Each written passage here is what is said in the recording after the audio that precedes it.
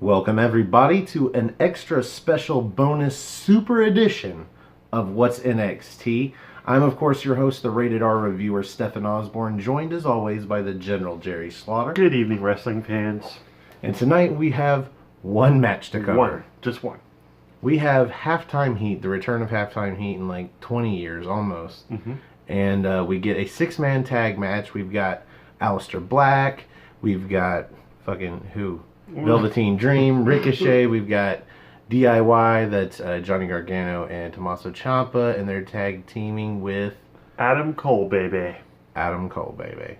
So this is going to be like a 15-minute match. It's like 24 minutes overall, just enough to take up the halftime of pretty much like most of the first, about tail end and the other end of the match.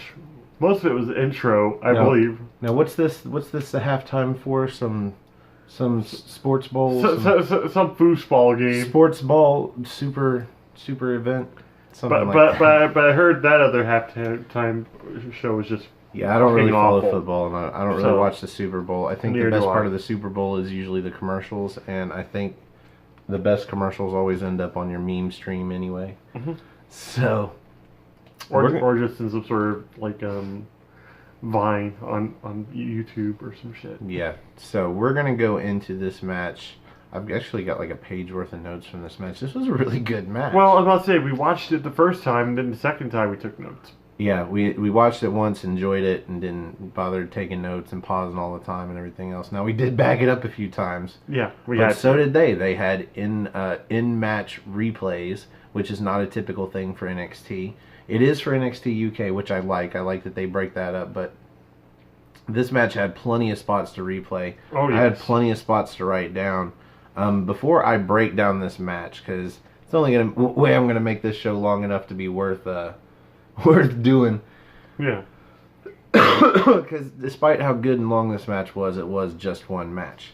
So before I break this down and go move by move, because some of these moves were just fucking awesome. What did you think about this match, Jerry? I loved it. It was pretty much what I expected out of the match. You have like pretty much of the premier people of NXT. It's a big showcase match for all 6 of them. Trying to get more people into the NXT brand, I can only assume, by just having it streamed on just not only WWE Network, but Twitter, YouTube. Pretty sure they had it on Facebook too. Yeah, it was streaming everywhere, probably on Twitch too and shit like that. But yeah, like it did what it set out to do, which was like make every superstar in that match look phenomenal. Yeah, that they did. So we're gonna start off this match with Gargano and Ricochet with lots of spinny, flippy shit. And if this is the slow part of the match, this is the slow build, then you know this match is going somewhere. Mm-hmm. And it really did. I mean, everybody, like you said, looked good. The first note I have worth mentioning is Velveteen Dream gets into the match, and we've got Tommaso Ciampa comes in, and fucking Velveteen Dream's playing that coy wrestler, like a little bit away, but just enough to be able to sort of pose. Like he's down on all fours, just staring at him like predator to prey kind of thing, and Tommaso Ciampa just kicks him right in the fucking face. Yes. Like they called it a knee, but man, he kicked him right in the fucking face. Laces out, field goal. And then stuff happens.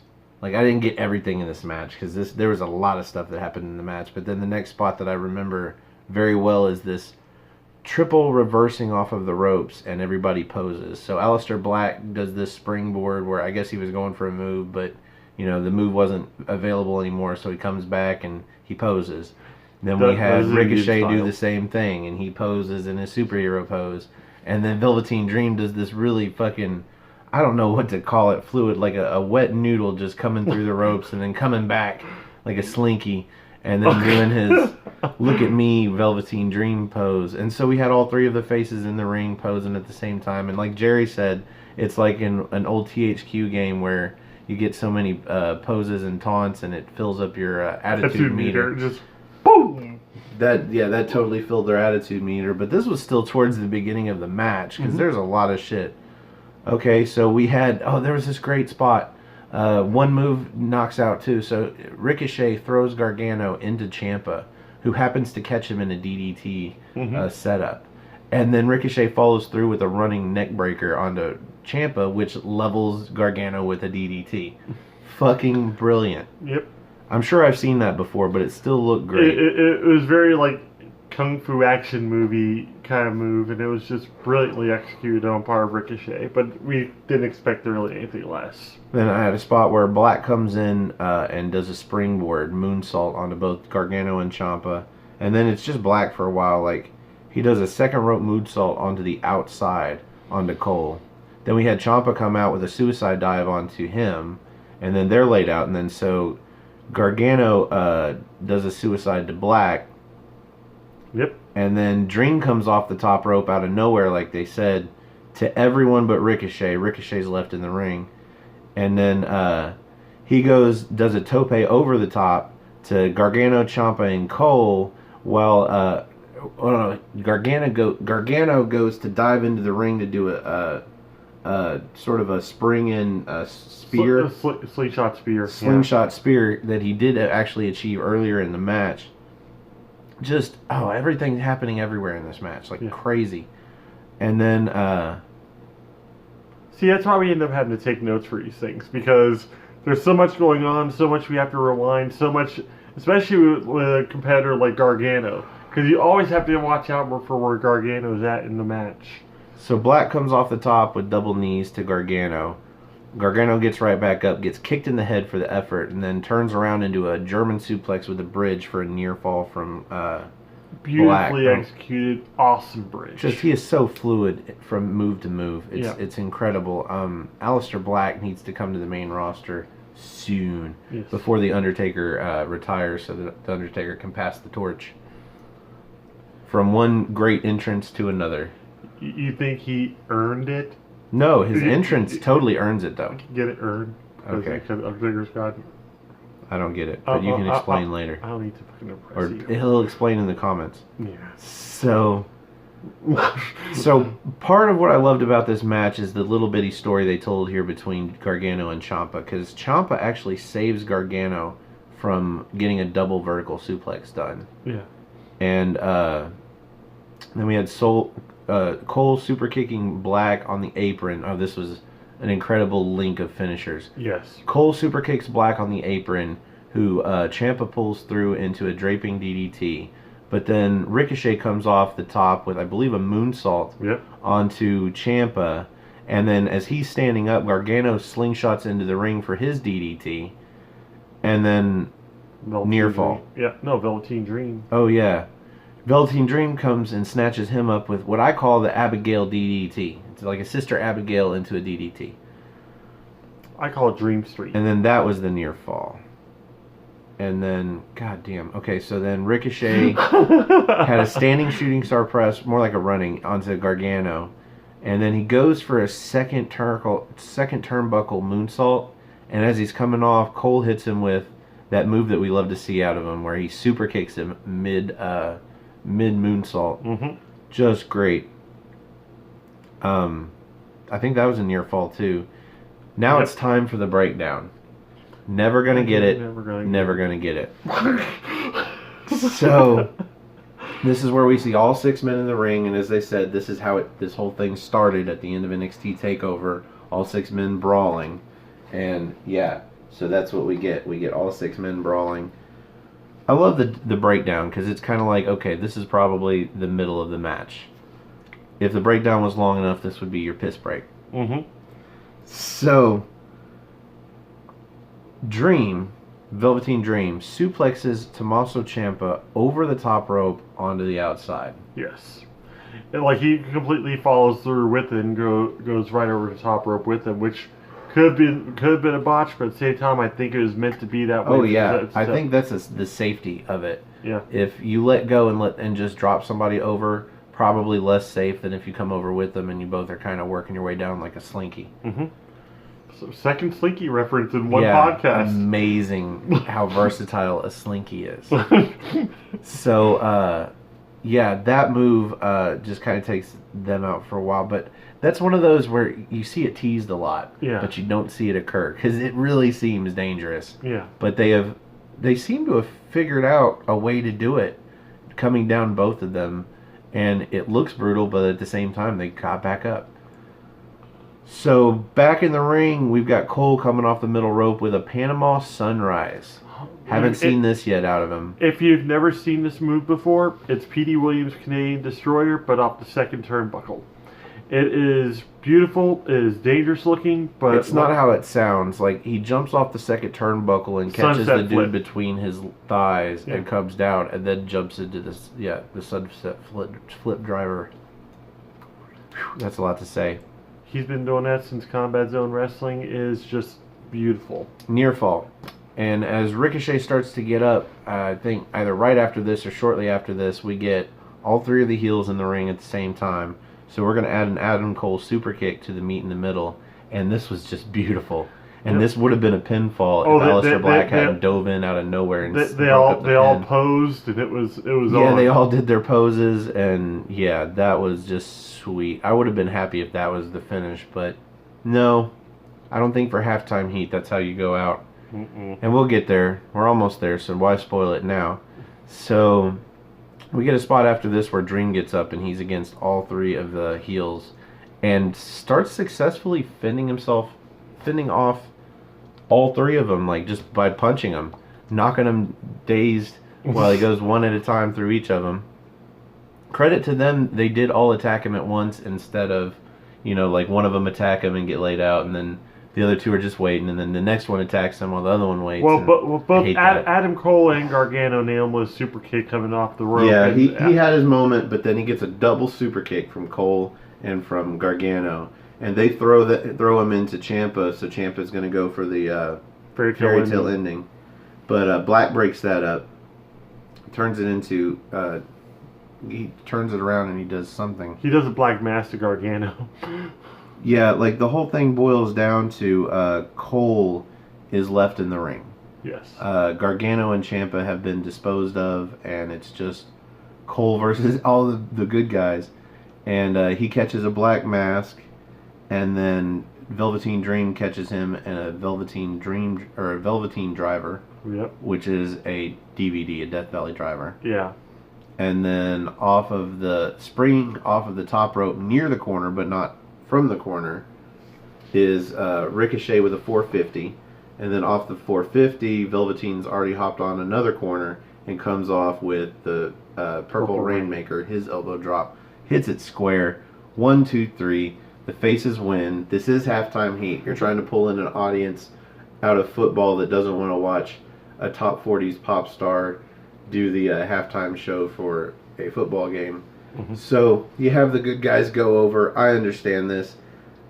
I don't care. Everybody looked good. Oh, yeah. I would have been happy with the victory for the heels after that triple meet in the middle, but this was fine too. A lot of near falls, a lot of good spots, a lot of high spots, especially out of Ricochet. Fucking amazing, as always. Just keep him away from a microphone. Yes. So what are your final thoughts on this match before we rate this? Well, I was about to say, I probably would just throw my final thoughts into my rating. So do it. All right. Let's rate this bitch. Yeah, we always rate the main event. And since this was the only match? Yep. It's on a 5-star rating. So I'm going to go ahead and give... The General's 5-star rating. The General's 5-star rating. But, I'm going to go ahead and give it 4.5 because it was already it was a great 6-man tag match naturally, but then the only thing that I think kept it away from possibly being a 5-star match was the commentary. the crowd reactions to the match was awesome too. Everything that went on in the match was great. Vic Joseph, I couldn't get into him. I think if Morrow was actually calling this match, it would have been that much more astounding. Where was that spot where Aleister Black was laying in some seriously awesome looking strikes? And Vic Joseph said that Cole was doing it. No, Cole was the one getting his face kicked and kneed and struck with shoulder. Fuck. You could tell Shawn Michaels. No, I'm getting like Vic Joseph. Well, I mean, Shawn Michaels was acting like he knew who these superstars were, but you kind of got that vibe that he was watching them for the first time too on occasion. I don't know. I think he trains them, so I just don't think Shawn Michaels is any good at commentary right now. But they should have had Mauro Ranallo, but I think even Mauro might have overshadowed Shawn Michaels. Maybe that's not what they wanted. I think they were trying to make it special in that way. In fact, Shawn Michaels was put him next to Vic, and so next to Vic Joseph, Shawn Michaels doesn't seem so bad. But yeah, that took me out of the match a little bit. But otherwise, the match was just spot on, and the smaller crowd kind of gave it like an underground feel, like it was something really special. Yeah, now this was being held in the Performance Center down in Florida, and I asked Jerry, I'm like, why wouldn't they just hold it at Full Sail University, like the arena that they have for just this very thing, for wrestling? And I'm like, why wouldn't they just hold it at Full Sail? Because the Performance Center is a much smaller venue. Although it basically has everything that you need for a wrestling show, much smaller venue. And I'm like, oh, wait, they're trying to get people away over to Full Sail to watch a wrestling show during the Super Bowl. Therefore, they're probably not going to get to watch the Super Bowl live. That's probably why it's in a smaller venue. They can't sell enough tickets to fill Full Sail. I told him, like, I thought maybe it was like a friends and family night. Like, the only people that actually got to come were, like, employees or employee families. Everybody gets 10 tickets to pass out. Yeah. Something like a cakewalk. Most everybody's like, dude, I'm watching the Super Bowl. But free 6-man tag. Just saying. So I would not give this match anywhere near 5 stars, with or without the commentary. There's no extra quarter star to give coming off of a great show. It is just this match. I would give this match like 4 stars, except I want to give it more because of that little bit of story that they told with Tommaso Ciampa and Johnny Gargano. There was a couple times where Gargano would not tag Ciampa. Well, there at the beginning, but then there was a spot in there where everybody was like hitting moves on each other, and I think everybody was kicking Ciampa in the face. And I think even Cole hit Ciampa in the face, but then Johnny Gargano goes for a super kick, and he actually stops himself. Yeah. But he turns around into a black mass. Yeah. And so, like, there's these little stories in there that show that Ciampa and Gargano are actually trying to help each other, despite the fact that they don't know what they're going to do about each other, like being in the situation that they're in. Ciampa looks like he's on board with teaming back up with Gargano, but Gargano's still that tortured one that doesn't really want any part of it. I don't think he still trusts Ciampa. No. But at the same time, in this case, he's being put in the match with him, so he's given a reason to have to trust him. But the second they went for meet in the middle, Gargano just smiled over at Ciampa because he knew exactly what to do, which was great. So I'm going to give this 4 1/4 stars.